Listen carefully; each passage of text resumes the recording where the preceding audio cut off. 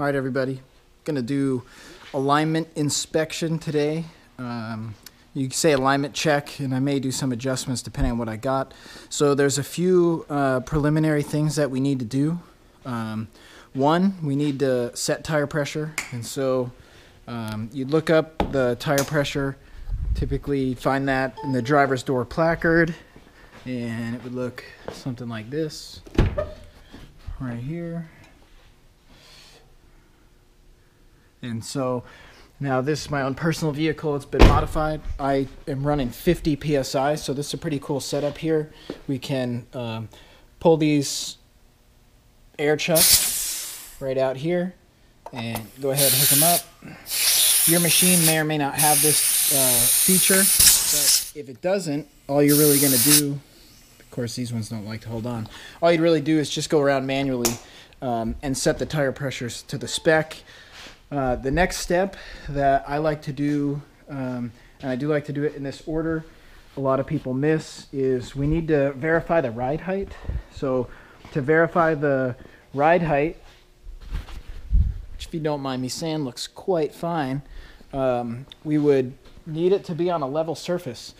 So the only level surface I can think of that's reliable in a typical shop is going to be the alignment rack. This alignment rack needed to be leveled when it was installed. That's why you see some shims and stuff down in there. So when they put this in, they leveled it. This is a level spot. So I've gone ahead, I've spotted it on the alignment rack already. That's pretty self-explanatory. I've looked up the measurement points, and I'm going to show you it's from the ground, in this case the alignment rack, to the frame here. I'm showing about 17.5 inches. Okay, we're going to compare that to the other side, making sure that we're equal. I'm again showing 17.5 inches in the rear. Again, from frame to ground, I'm showing about 18 inches. A little bit more in the back because I may live on the West Coast, but I was born on the East Coast. I don't like that high look in the front. I like it to sit fairly level with just a 1/2 inch higher in the back. So this truck's kind of unique. It's got leaf spring rear suspension that's non-adjustable, but it's got torsion bar front suspension as shown here. Goes to the control arm, splines into this torsion bar here. It's all the way back here, and this bolt right here is actually the torsion bar adjustment. So this does have adjustable ride height from the factory. The reason we're really doing this is, I can tell you from first-hand experience, if we do adjust that torsion bar to, you know, change this gap, right, the more we tighten that torsion bar, we'll get a little bit more clearance from the tire to the fender well. It would also, you know, just generally raise it. That'll start to affect our camber angle. So the more we lift it, we'd start to get more and more positive camber. So you'd have this tire, you know, kind of kicked out this way. And if we were to adjust both sides, they'd both kick out. So if we were to go through all the trouble of doing an alignment and then adjust our ride height, we would blow all of our alignment numbers out. And so it's important that we check that first. And I've given this plenty of time to achieve 50 PSI front and rear. And additionally, I'm going to show you guys how to do a suspension inspection. So right now all I'm going to do is we'll pop these off. We call it good. It drives me nuts when you don't put the caps back on. Just can't even handle it. But I won't waste your time doing them all right now. I'm just going to pull these hoses off and retract them for you. Now I just pulled the vehicle on. It's still in park and everything. Everything's normal with that. Oh, that one's a little stuck.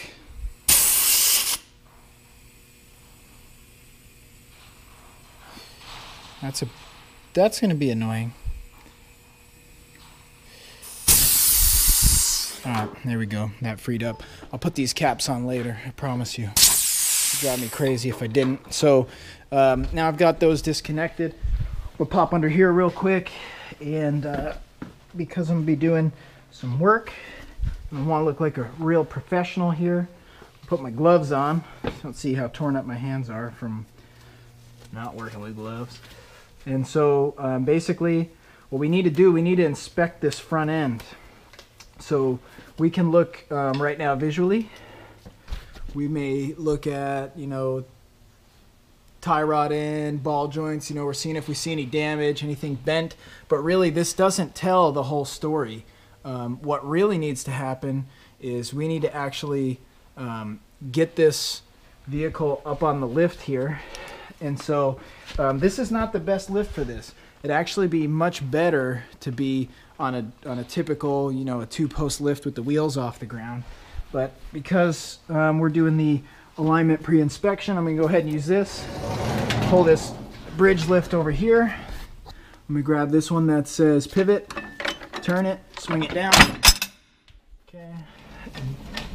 And then I'm gonna bring these out, prop them up, and I'm gonna shoot. There's a few spots I could go for here. I'm gonna actually I'm gonna use the factory lift points of the frame in this case. And to do that, I'm gonna go down here with my hands. Got to pull both of these at the same time, right? So this side and this side at the same time. Buzz it up right here. Okay, now I'm gonna spot my lift arms right where I want them. It's looking good. Okay, so now at this point, it'd be a good idea to go ahead and chalk the wheels. I've already got the chalk on the front. Also, I know it's not gonna go anywhere. Bump it up. Now this one's gonna be a little slow. It's a little heavy vehicle here. So the whole goal here is just to get the wheels off the ground. And it's trying.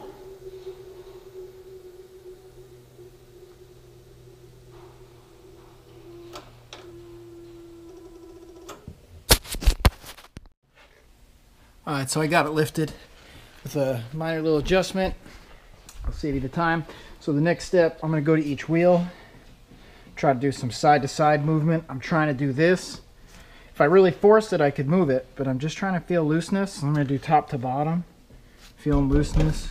It feels tight to me. You can go the other side, do the same kind of thing. So if I was moving left to right, that would really be checking primarily the tie rod end and the inner tie rod, which goes to the rack.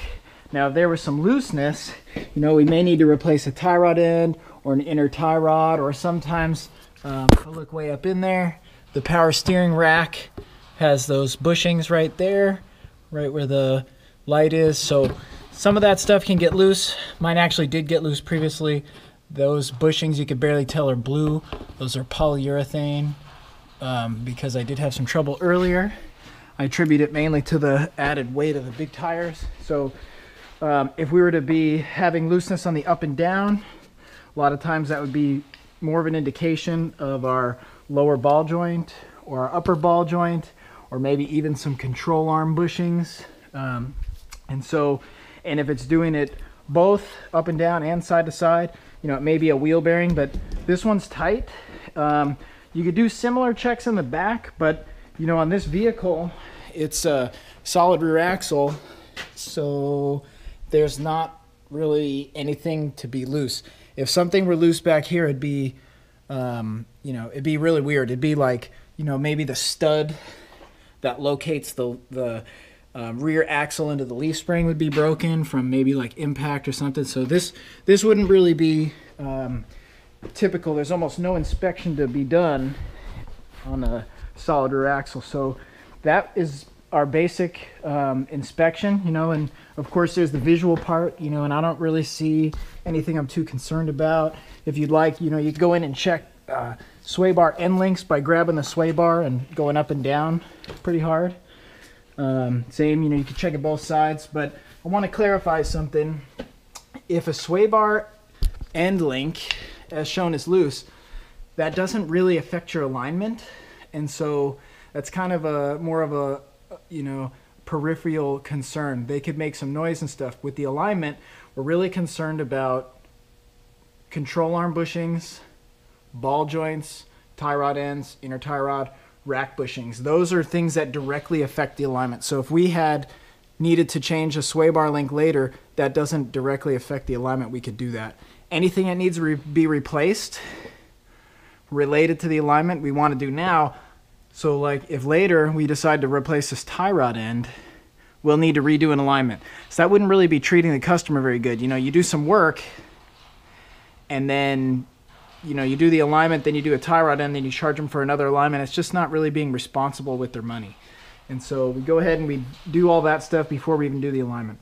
This vehicle passed, so I'm gonna go ahead and lower it now. Now the way I lower it, I pull this unlock lever over, right? And then I'm gonna go ahead and lower it down, both at the same time pulling towards me.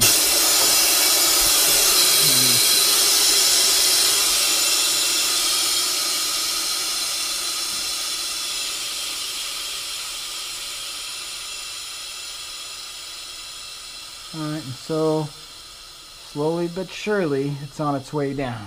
And so I'm going to finish letting it down here and then I'll get right back with you.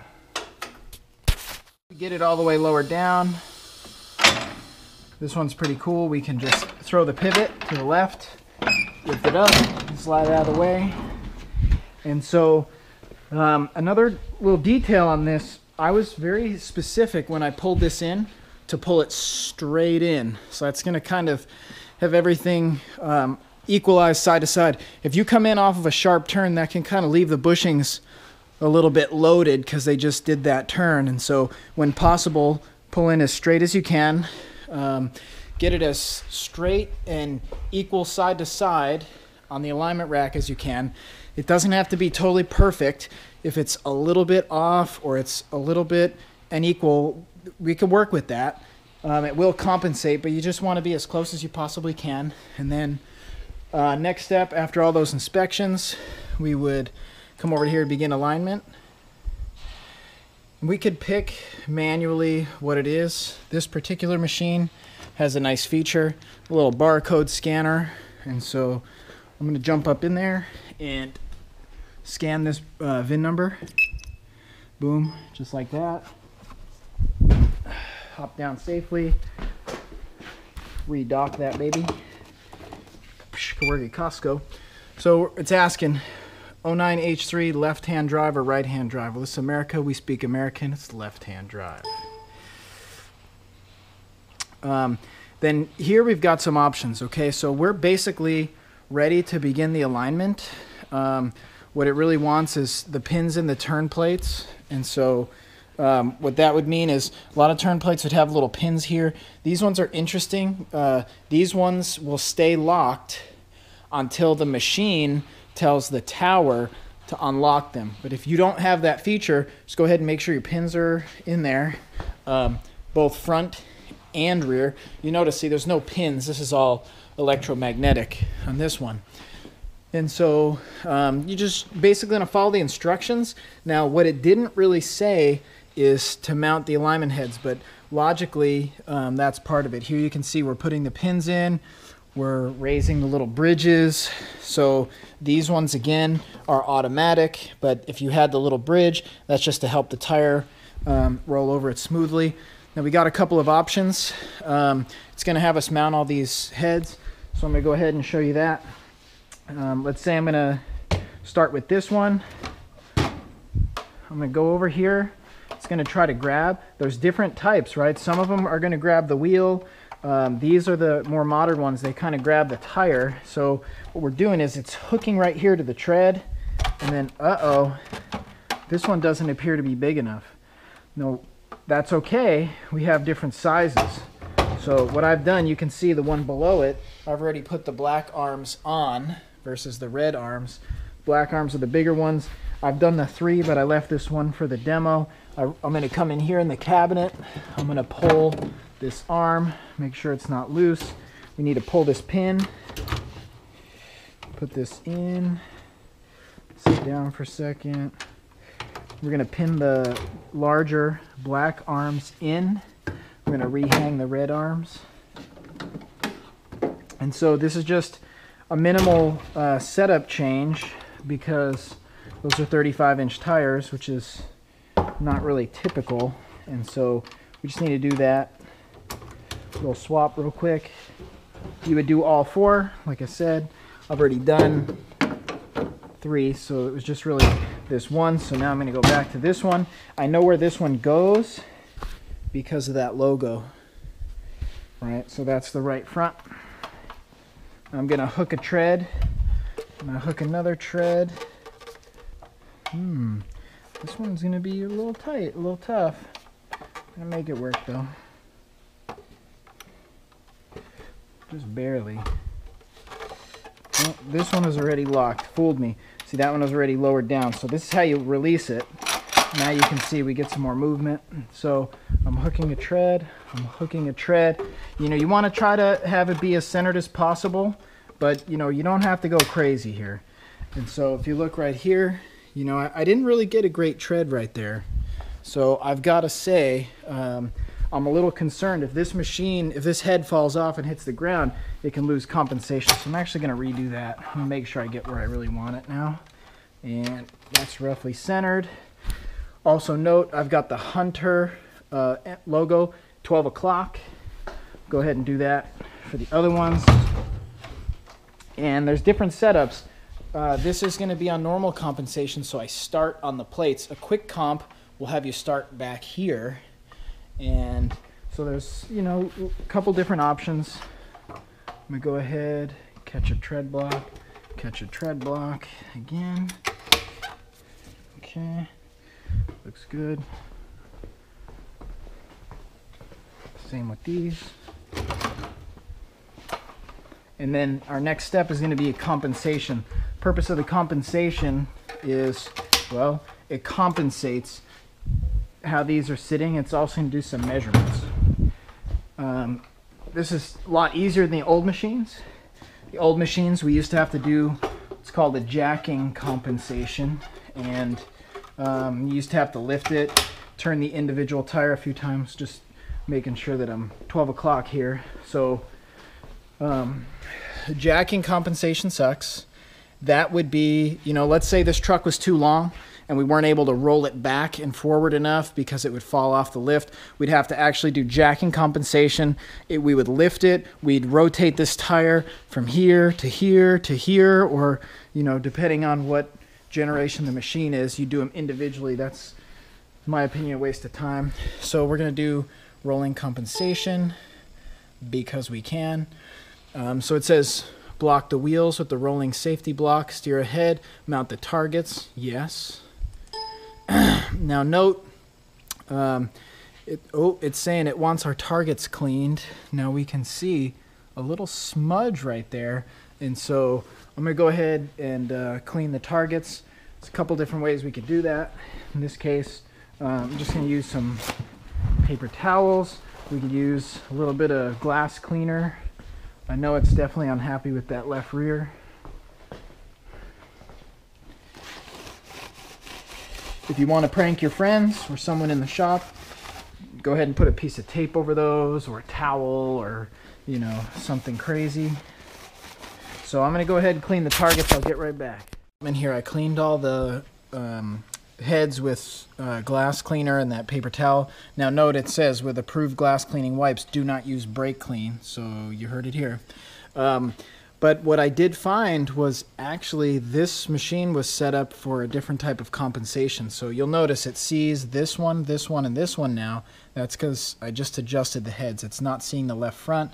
That's because I haven't adjusted it. So I'm going to go ahead and explain to you. Hopefully, you know, if you have this system, this may help you eventually. I just popped the head off. Now I want to point out, here in this window, we've got these couple of options. This is the quick comp. We would start early and we'd roll forward only. That's not how this alignment rack is set up right now. Those quick comps have a label right here, and it would say with the black arm start here, with the blue arm start here, with the red arm start here. So if you have that type of rack, you can do the quick comp, in which case you may want to have it set here. So you see that 0 in the window right there. You could just barely see that 0 showing. All right, that's because this alignment head is the 0 right here. So what we're going to do, and put my hat back on for a second, we're going to do an adjustment to the roll back and then roll forward type of compensation, because that's really what this rack is made to do here. So how we do that, I go to this wing nut and I loosen it up. So I've been sabotaged. It's actually because we just moved this alignment machine from being a ground alignment check to now being a full-on alignment machine. So it was just because it's not been updated yet. And then as I loosen that wing nut, I need to kind of lift this piece off, and I'm going to make that 0 go here. Now note, now that 0 is back here on the comp for roll backwards, then roll forward, and it's on the front wheels setting, you know, not the back wheels over here. So that changed basically the angle of these dots here on the alignment head. And now I'm going to go ahead and do the tread block deal again and get it roughly centered, clamp it down, and in a shocking turn of events, it's now able to see all the sensors. And so I'm going to say target cleaning complete, and would you look at that, it's now happy. So here's the thing. At this point, I need to roll the vehicle rearward and then roll it forward. But while I'm doing that, I can't block the lasers here. I can give you a sample of what that looks like. I'm going to stand right here in front of this laser, and you can see it's not happy. That left front can't be seen. It's not going to work, right? It's mad. As I step out of the way, it can see it. So you need to come up with a good way to roll it backwards and then forward without being in the way. What I recommend, because we have it spotted right, put this wheel chock here, bring this other wheel chock back, keep it out of the way, and then we're going to go ahead, hop in the vehicle. Big old American beast right there. Yeah, if it don't have a V8, I'm not interested, you know, kind of thing. So key on, neutral position, turn the key off as far as it'll go. It probably won't go all the way. I recognize that. Wheels relatively straight. You didn't get to hear the rumble of that V8, but maybe later. Okay, I'm gonna hop out of there. Close this door. What I recommend, pick a side you want to stand at. So for me, I'm gonna stand right here at the left rear. Now, you're not gonna really be able to see too much. I'm not gonna be able to see too much, but I'm gonna go ahead and I'm gonna grab this wheel, kind of stay out of the way. We can just roll it back a ways. Okay, I'm gonna keep coming. All right. Now, I like when the sound is turned on. I'm gonna hold my hat over there so you can hopefully see that screen. We've got all green. We're just gonna wait. Did you hear the ding ding? All right. The ding ding means we're ready to roll forward. How far forward? We'll shoot. We already set that front chock, so let's just roll it right forward onto that chock. Bump it right into the chock. Slide the rear chock up. And we're walking. Okay, automatically unlock the turn plates. It's saying block the wheels. So these are now unlocked. It probably didn't bother to unlock the rear, but it may have.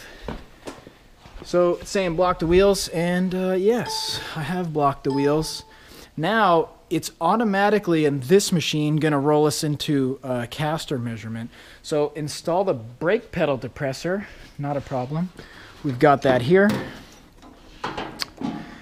Just because I'm thinking ahead, I'm also gonna grab the steering wheel lock and bring it over there. Keep it close by for when it calls it out. So I'm gonna even just set it right here. When I hop up in here, the whole deal is I have to not block the sensors again. So I'm gonna slide this in here. It's actually backwards. Push pretty hard. Slide all the way back to this fine American-made leather seat.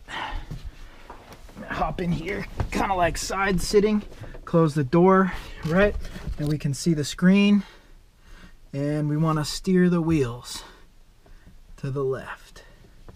This machine is delayed, so take your time. You'll overshoot it. If you overshoot it, it's not that big of a thing. So we're good. And nice and easy. Easy now. A little more. Good. And then centered. So this is what's known as a caster sweep. And, you know, it's showing some numbers here. I want to point something out.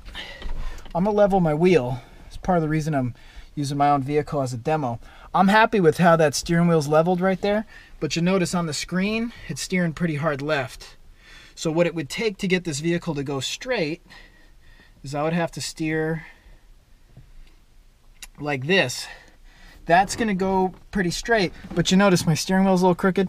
Now I have a little OCD. It drives me crazy. I had another class align my vehicle and I was overall pretty happy, but they didn't have the steering wheel perfectly level. So depending on how particular the person is, they may not be happy with that. So that's one thing I am gonna fix. Now I'm gonna go ahead and hop down there.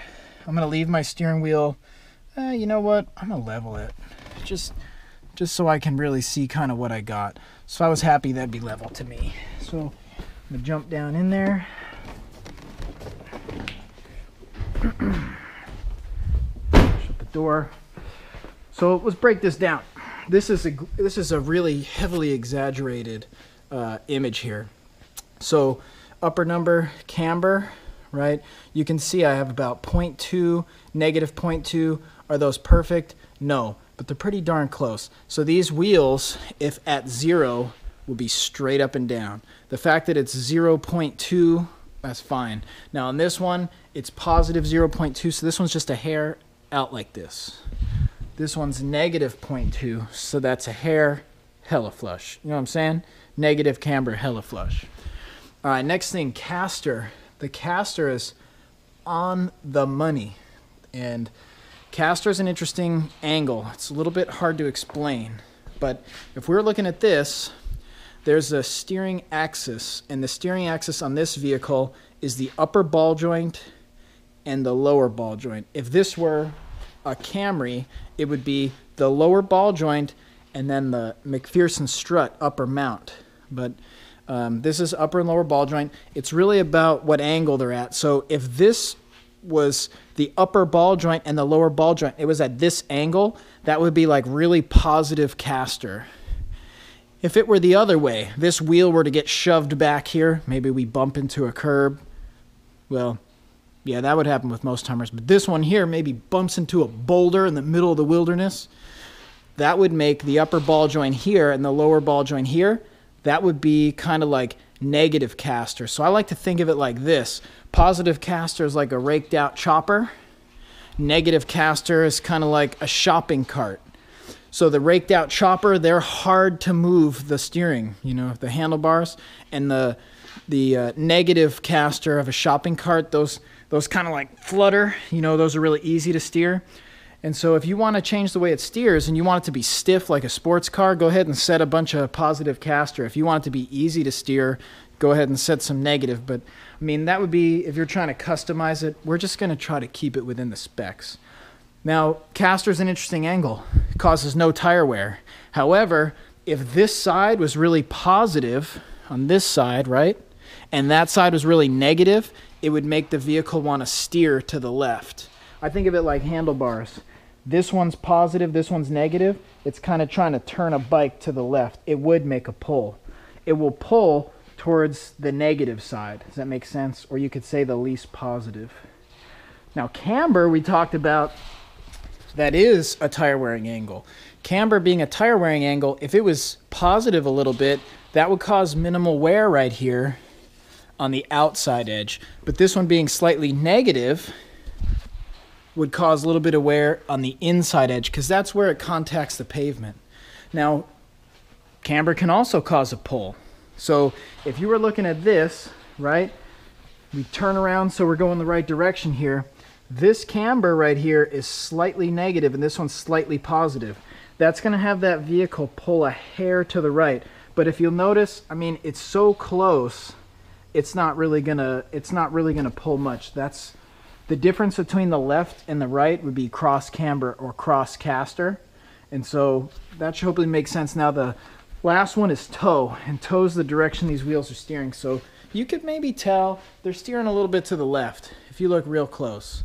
They're going a little bit to the left. Toe's interesting. Toe won't cause a pull. I use that term loosely. A true pull is where the steering wheel is trying to go a certain direction. If you let the wheel go and it just kind of goes a little bit to the left. It's more of a drift. But what we've got here, this toe, you can see negative toe is out, positive toe is in. That's actually going to really just make the steering wheel off center. It's not going to pull. What the customer is going to do, they're going to hold the steering wheel like this. It's going to start to go to the left, so logically they're going to turn a little like this, and it's going to go straight. So their complaint would really be a steering wheel off center, not a pull. Sounds a little bit weird, but that's how it's going to be. Now for the rear, note it's all grayed out. There's no caster in the back because it's a non-steering axle, so we're really just looking at camber and toe. Now with camber in the rear and toe in the rear, well guess what? Solid axle, I can't do anything. That's why they're grayed out. So let's go ahead and show the bar graphs here. So if you look, the camber, you can see not perfect, but both in spec, and the cross camber in spec. So if anything, it might pull a hair to the left, or negative, positive. It might pull a hair to the right, but not, not enough to try to pursue, getting it any closer. Really, this is within spec. If you want to make it perfect, by all means, you could spend a bunch of time making it perfect. Now, these bar graphs are cool because they're kind of stepped, right? So if it's in the lowest stepped portion, that's like really good. If it's in this portion, that's like still good. If it's outside of that, it's out of spec and it's red. You notice here, out of spec. It's out of the good range. It's in the red. So you notice camber and caster are good. If I wanted to really make this better, I'm telling you right now, not, I would click here and I could say illustrate adjustments. What's pretty cool, it's going to literally show me, and this is an actual H3, I can tell. I don't know if it's an H3T, but you can see the fixed caliper here. This is the exact control arm I have. So it's showing we would loosen this nut and we would turn this bolt, and that's an eccentric. They call it a cam insert. Now I can go ahead and show you. In this one, you'll notice it's got these little plastic pieces. That's from the factory. Mine are out because I did a proper caster camber adjustment. You can see right there, those are my adjustments points. I'd loosen that nut and I'd go ahead and I'd turn that bolt. It's hard to see the bolt, it's way down in there.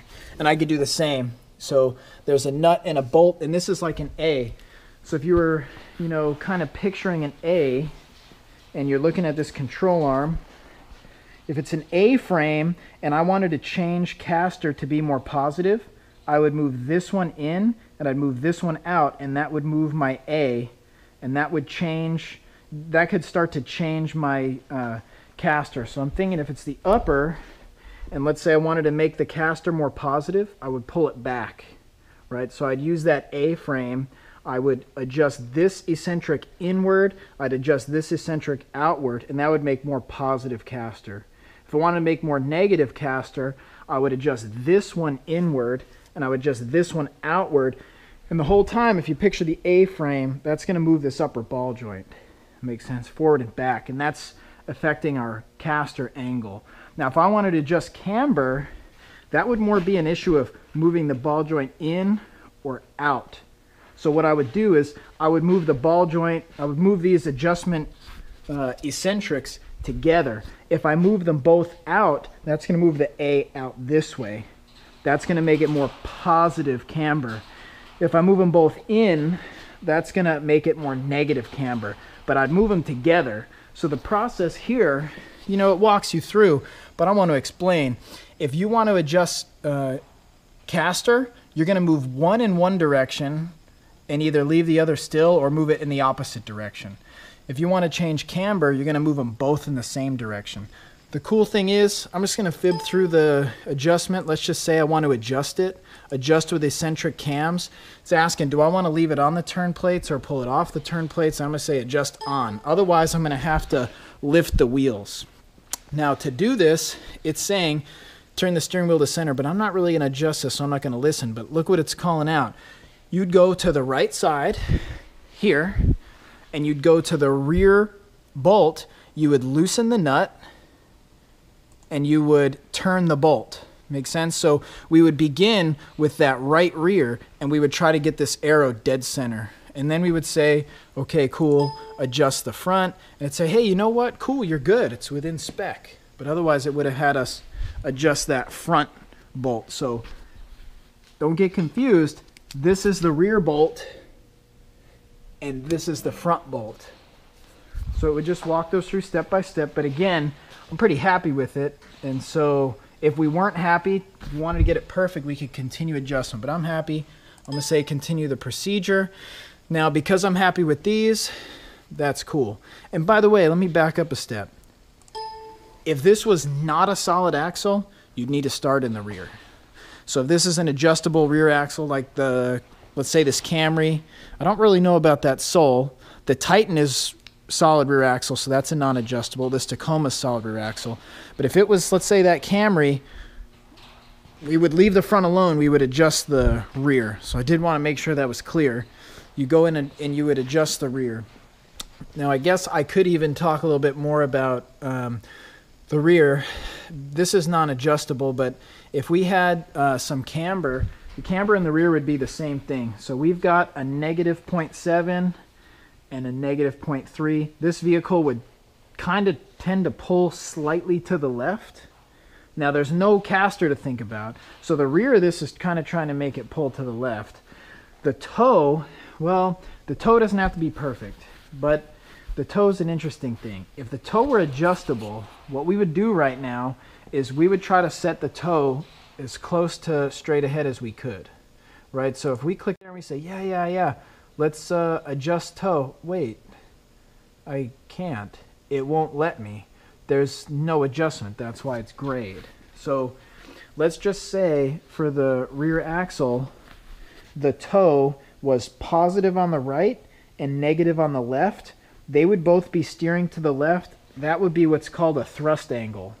The thrust angle is kind of a weird thing.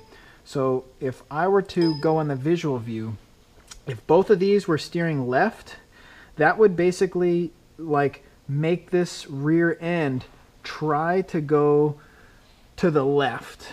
It's a little bit weird to think, but that would be from the center line being right in the dead middle of this grill, all the way back on the vehicle. If we were to project that on the screen, that would be the dead center line, right? And if those two wheels were turning to the left, it would average the two angles and make that a vector. And that angle between that vector and that true center line would be the thrust angle. It's kind of a weird thing to think about. Now this one does have a slight thrust angle, 0.06. Well, most vehicles are going to have some thrust angle. 0.06 is fine. They're not dead perfect, all of them. Now I could illustrate what a thrust angle would cause. Matter of fact, I will. Let me grab the trainer to do here. Here's our image of explaining a thrust angle. So we take these rear tires and we would basically determine, you know, in this case, this is positive toe right here. In this case, this is negative toe. We would average them and this would become the total toe number here in orange. Okay, we would compare that to the center line, which is here in black. Center line would be center of that Hummer grill to the center of that Hummer tailgate, right? The angle between the two becomes the thrust angle. So, like I said, maybe in this case, you know, someone was going forward and this rear wheel hit a rock and bam, it could shift the whole rear axle. Probably the way it would do it, it would shear off the locating pin where the axle locks into the leaf spring, or maybe it even bent a leaf spring, or you know, this could even happen where if the leaf spring bushings were totally worn out, this rear axle may actually change side to side a little bit. So that would be something that we would inspect on our, you know, suspension inspection. It's also part of the reason that we pull the vehicle in really straight, just to kind of keep those bushings centered, not, you know, loaded up to try to go one direction. So, and the other thing this may help with explaining, if we were to, let's say, go to adjust front toe, I want to explain, when we adjust front toe of these front tires, what we're really doing is we're adjusting it to the rear tires. So it's really important that we do our rear adjustments first, because ultimately our front adjustments will be based off our rear adjustments. So if you were to go in here all gung-ho and you were to set your front toe and then you were to set your rear toe, you would have to then reset your front toe again. So if you like to do unnecessary steps, by all means, go ahead and do that. But I don't think you'd be fair to charge for your time to do that. So let me explain another thing. Thrust angle causes something you wouldn't expect. If you look at these tires, they're both trying to steer to the left. You could see that. So you would think that it would make the car pull to the left, but in fact, it doesn't really. What it'll do, the car will actually start to go left, and what's interesting, because the front tires are going straight, it'll basically, this back end will kind of walk around. It'll actually make the car start to go to the right. Now the customer, what they're going to do, not even thinking about it, just an instinct, they're going to turn the steering wheel. Now these steering wheel turn, that's going to make the rear tires aligned with the front tires, right? So all four tires are going to be kind of going to the left. So it's a little bit weird to think, but what's really going to happen to this image is it's going to get kind of shifted. And so the rear tires and the front tires are going to be going together in the same direction, but the whole vehicle is going to be crooked, right? So if you picture this, to get it to go straight, it's going to go this way, and you're going to actually have the rear tires here, and the front tires are going to be kind of offset a little bit to the left. And that's a term called dog tracking. And I always picture my dog, right? I'm walking my dog, my sweet little dog, and I look at her, and I'm looking at her, and I can see her rear legs here, and I can see her front legs kind of like here. And I'm like, what the heck? The whole issue is the spinal alignment. So what this rear thrust angle would do is it would actually cause the vehicle to dog track. The customer is not going to say, oh, my car dog tracks. The people behind them who are seeing the front wheels over here and the rear wheels over here are going to say, your car's dog tracking.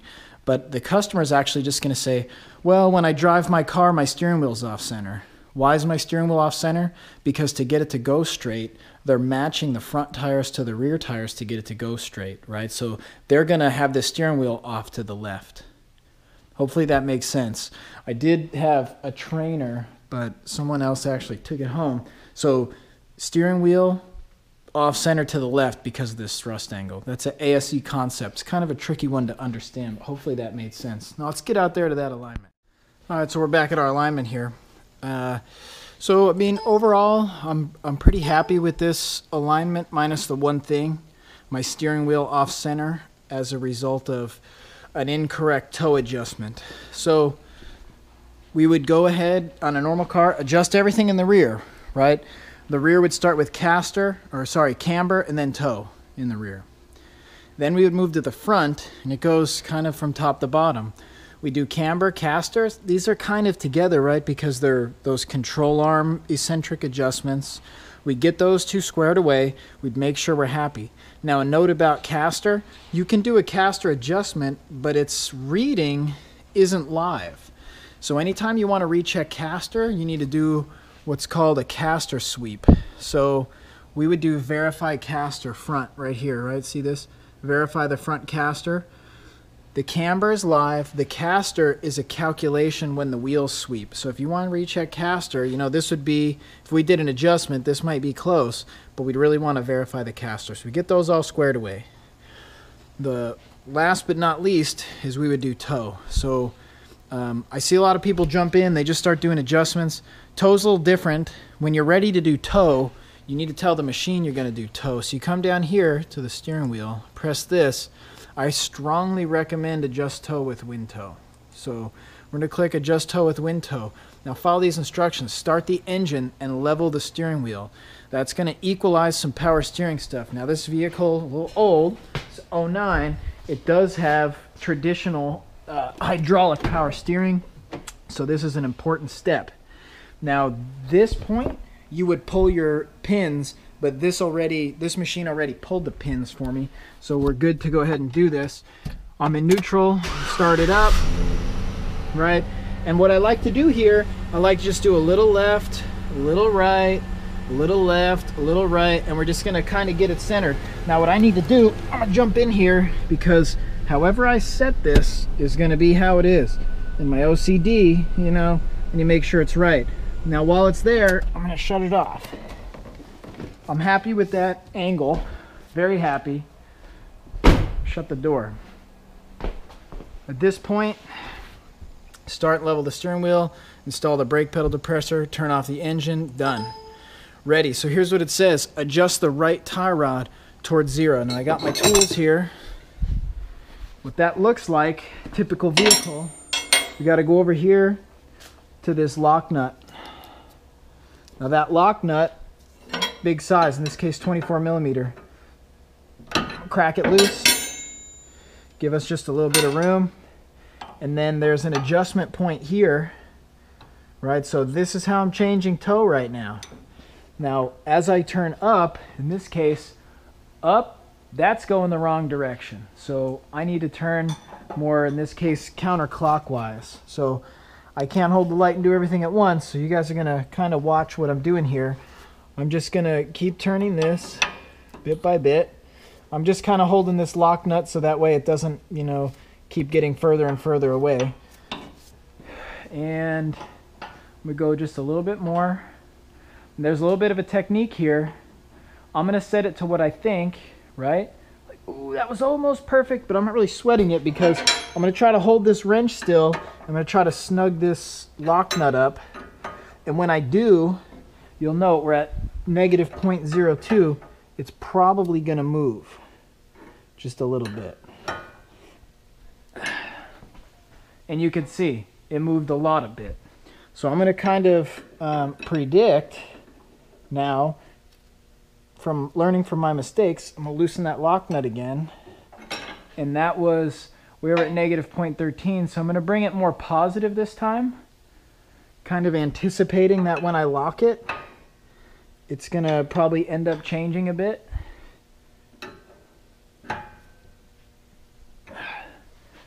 And, you know, I'm not totally happy with that. And it's kind of a pain to turn and turn and turn. So here's what I'm going to do. I'm going to bring this dock over, this wireless dock, and turn it on. And it should already be on, actually.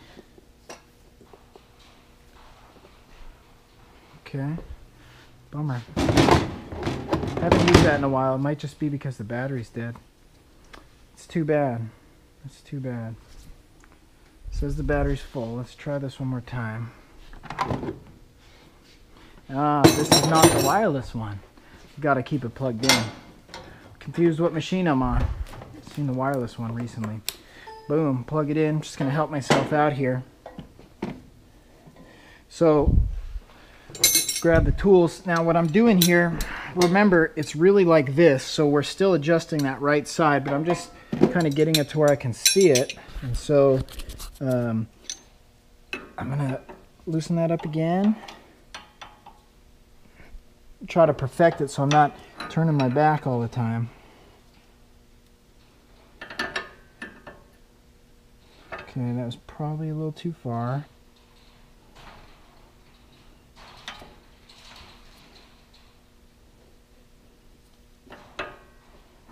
Actually got a little further away there.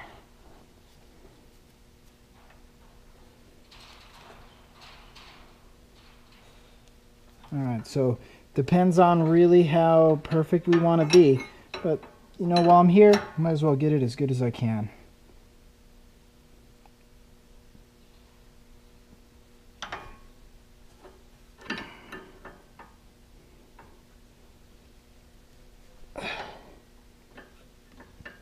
Okay, come on, be on that 0. So, all right, I'm gonna go with that 0.01.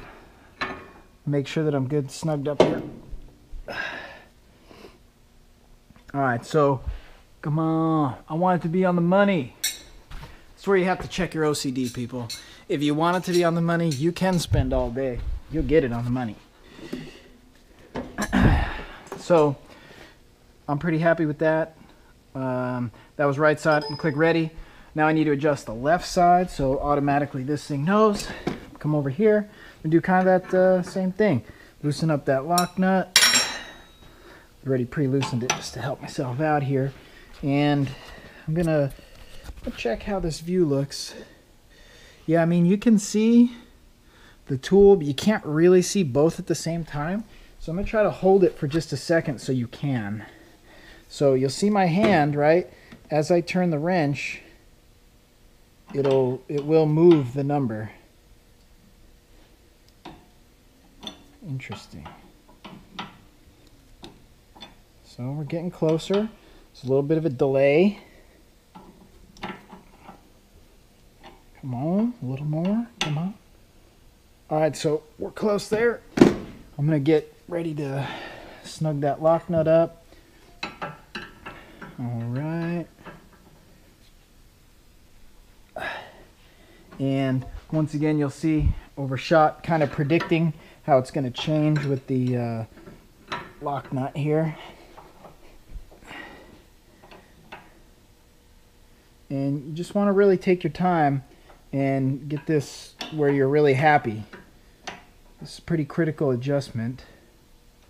So I'm actually getting a little further away than I wanted.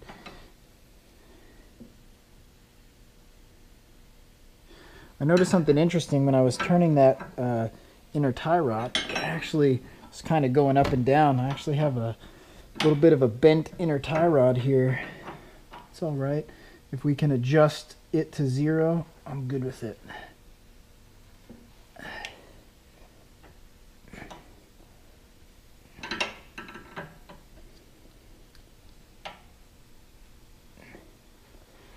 No, I'm not quite happy with that number. I'm gonna get there. I got it pretty tight that time. Apparently I was stronger. Come on, come on.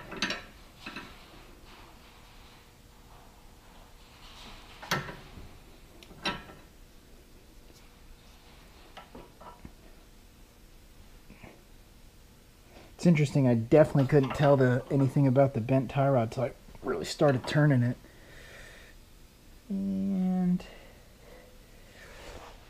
I'm at 0.03, but I'm not really, I think I can get a little better.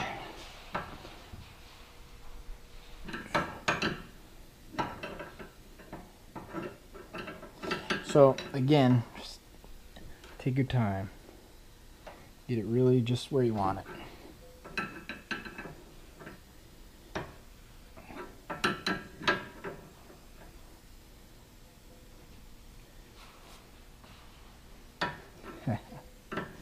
Yeah, this one's interesting. It changes a lot more than normal as I snug it up. I might attribute it to that bit of a bend. Kind of funny.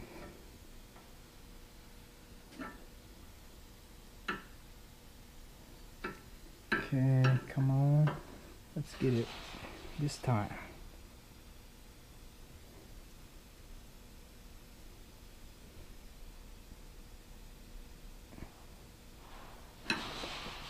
All right, so that's it. I'll call it good at that. Just gonna really make sure that I got it snug. Now there's a step here that's very commonly missed, right? But it does help to read. If you read the instructions, it does help. Adjust it, jounce the front axle, and equalize the rotation. This has a good image of what equalize the rotation is like. So this tie rod, you can see, is kind of like, a little twisted up. So I'm just gonna kind of neutralize its position, both sides here, and jounce the front axle. Well, that's easy on this off-road beast. Got handles here for pull-ups. So I just jounced it, and what I'm going to do, if we weren't happy with that number, we could redo it. I'm pretty happy. So at this point, it's looked at our numbers, and it said, hey, with the engine running, steer ahead. So this is going to calculate exactly what it's going to take to get this vehicle to go straight. Follow those instructions here.